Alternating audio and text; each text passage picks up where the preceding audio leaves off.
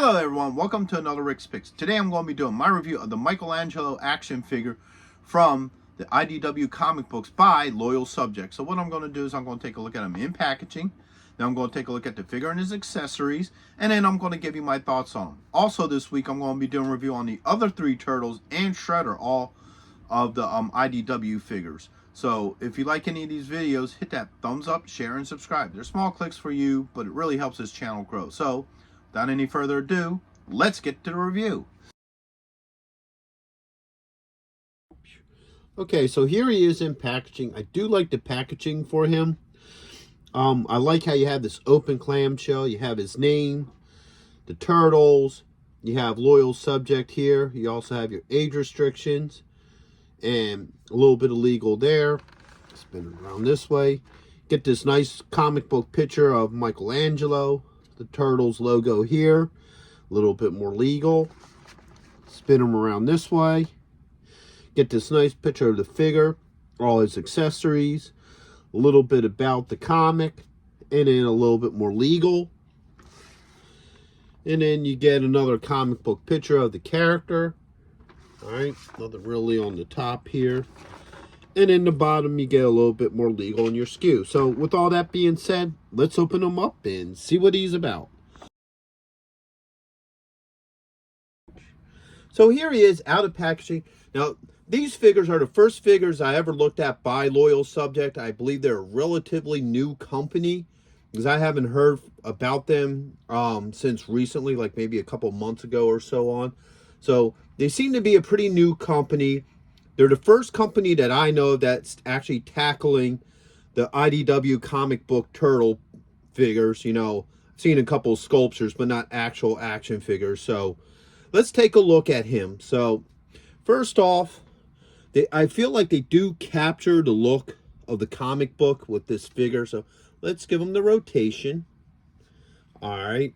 There's some really nice detailing in the sculpt. Like you get this detailing into his shell.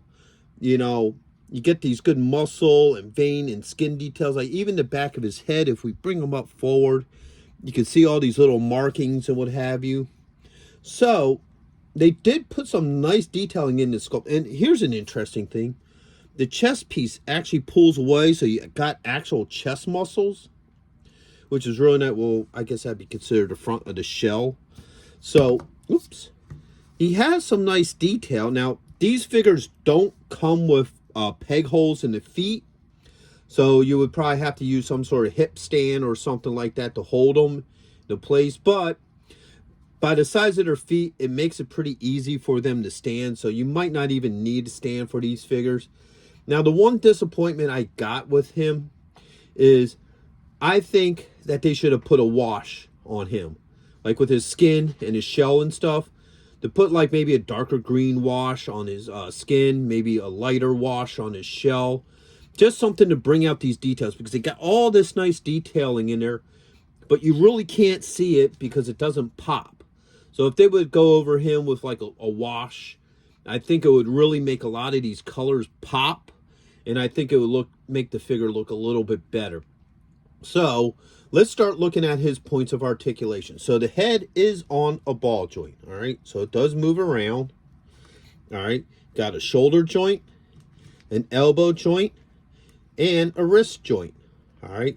He does have a torso joint. All right. Ooh. So let's get these arms up. You can't do anything with it just because of the way how his body is designed, but it is in there. So that's kind of weird that they put a torso joint in there, but it looks like the shell stops it from moving. So you can't do nothing with that. All right. You also, keep those arms up, have a thigh joint with a swivel. You have a knee joint, and you also have an ankle joint. All right.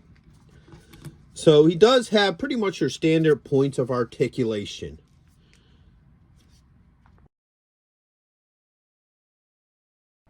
Next up, we're going to look at the different accessories that come with him. So he comes with 4 hands. So he has a pointing hand. All right. An open hand. Okay. another open hand, and he has a closed fist. Okay, he comes with these here, which are the ends of the bandana, and if you spin them around like this, just pops right in here. No issues with that. All right, and you have one for his alternate head. Okay, and that just pops in there. Now, the alternate head, as you look, you can see a normal eye with a pupil and what have you. Because with the IDW comic books, they kind of sort of did the same thing like they did with the Turtles cartoon. I believe it's the early 2000 ones where sometimes you have the blank eyes and then sometimes you have the more human-looking eyes. I also think the Nickelodeon cartoon did that as well. So he also has his signature nunchucks. All right. Now, they use a cord here. It looks flexible. It looks like it can work.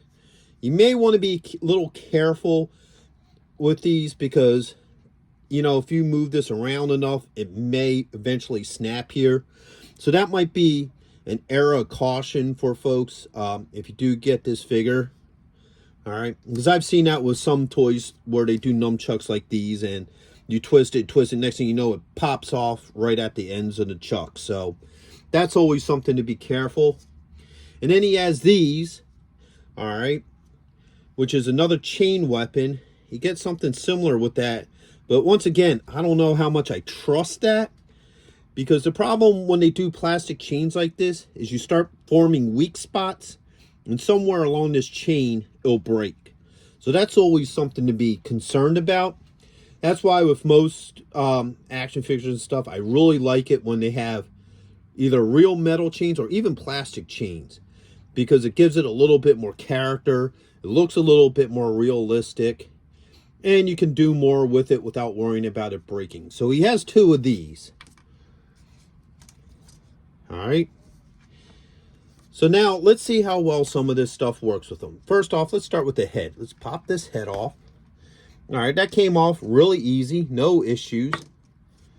Alright. Now, seeing how you don't have a joint in here, like a lot of figures will have a joint in here as well, it makes it sometimes a little bit harder to pop the head back on, but seeing how they kept it simple, all right, you can work it just a little bit better, maybe. Ooh, man, I don't want to go on there. That's pretty tight, but I could probably just use my thumb. And don't force anything. If you're having problems, always go with the hot water solution. What the hot water does is it softens up the plastic and lets it, you know, go on there better. There it goes. All right, so a little bit of twisting, a little bit maneuvering, and it goes on. All right, so there he is with the more human head. They give him a winking eye, so, you know, because that's Mikey being goofy. All right, so now he only comes with these weapon hands, so we'll see how one of these fits in here. Now, he does have pliable fingers. A little bit, not much play. I wish they would have made these fingers just a little bit softer. So it's kind of hard to try to work that in there. But once it's in there, you know, it's there. All right, let's try one of the nunchucks in the other hand. All right. Yeah, see, that's hard getting in there too. All right, there it goes. So I'm sure if you work them a little bit and what have you, you know, they will fit. So, and then you can kind of bend this around. You know, it doesn't really hold position that well.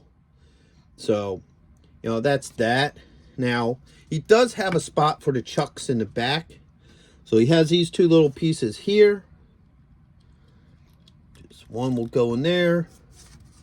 And then this one will go here. As I'm aware of, these two front pieces don't have any real practical use to them. I think they're just there because that's how his belt is in the comics. So, Let's take this out. Let's see how some of his other hands work. So let's try this hand. Let's pull this off. All right, that came off pretty easy. All right. And the pointing hand goes in really well, so you can have them pointing at you. All right. I guess, let's do one of these. So, there we go. Now he has an open hand. So, this side only gets two types of hands. Or this, oops. Actually, no, it gets, okay. So, this is kind of weird. So, you get both of your open hands for this side. And then you get, obviously, a holding hand. Then this one gets the pointing and the closed fist, which I find kind of odd. I would think that you would want like an open hand for this side, open hand for that, closed fist, closed fist. But that's not really how this is. So that's all his accessories. Now this is really cool. He comes with this really nice card. I like the detail on the front. So you got the comic book art on the front. And then on the back, you have the picture of the figure, and it just tells a little bit about him. So this is a nice little card. You know, it'll go good for anybody who's really into trading cards and what have you. So my final thoughts on this figure is he's not really a bad figure. You know, he's kind of cool. Like I said, I believe Loyal Subject's a relatively new, you know, company. So they're probably trying to work out some of their kinks. Some of the things I think they could improve on with this is, like I said earlier, add a wash to him. I think it would really make all this detail that they put on it really pop and grab you. You know, I would prefer to have a closed fist for each hand and an open fist for each hand. I think his grabbing fingers should be a little bit more flexible to get the weapons in a little bit easier. I'm not a big fan of these kind of chains. You know, I'd rather see real chains, whether it be plastic or metal or what have you. And I'm a little weary about these here. I'm afraid that they might snap at the base. Matter of fact, that was one of the problems with the original Michelangelo figure that came out with Playmate in the late 80s, early 90s, was they had something similar and they all would break right here. So, but overall, I still think he would look cool on the shelf with the rest of your turtle equipment. And figures. You know, this is the first time I've seen the IDW figures, so for the first time seeing one, I don't think he's half bad. He's definitely a decent looking figure, and I feel like they still have some room for improvement with this line. So with that being said, I hope you guys did like this review. If you did, go ahead and hit that thumbs up, share, and subscribe. They're small clicks for you, but it really helped this channel grow. So until the next one, late.